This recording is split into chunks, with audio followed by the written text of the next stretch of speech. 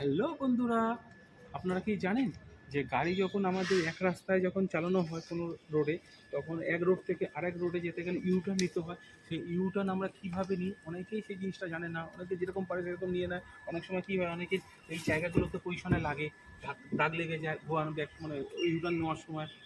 তো অনেক গাড়ির সাথে লেগে যায়। তো এই জিনিসগুলো যেগুলো যারা পারে না তাদের জন্য এই ভিডিওটা, চলুন আজকে এই জিনিসটা এই ভিডিওর মাধ্যমে দেখিয়ে দিচ্ছি, আসুন। তো প্রথমত যখন গাড়ি চালাবেন, তো চালানোর সময় এক রোড থেকে আরেক রোডে যেতে গেলে খুবই ইজিভাবে, খুব সহজভাবে নেওয়া যায়।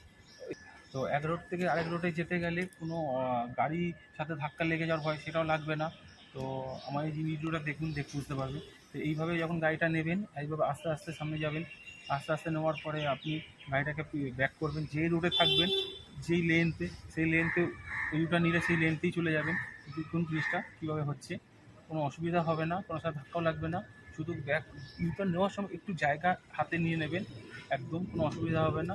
আর এই জিনিসটা ফলো করবেন, এই জিনিসটা থেকে সোজাসুজি থাকবে জিনিসটা, আর কোনো অসুবিধা হবে না, একদম ইজিভাবে নিতে পারবেন। তো অনেকের কাছে খুবই অসুবিধা হয় করতে, আর অনেকেই সুবিধা হয়। কিন্তু এই যে জিনিসটা আমি দেখালাম আপনাদের, এইভাবে করলে আপনাদের খুব ইজিভাবে, একদম নর্মালভাবেই হবে, কোনো অসুবিধা হবে না, কোনো সাথে ধাক্কা লাগার চান্স নেই আপনাদের। এগুলো খুব সামান্য জিনিস। এরকম আমার ভিডিওটা ফলো করুন, আরও ভিডিও পেতে গেলে।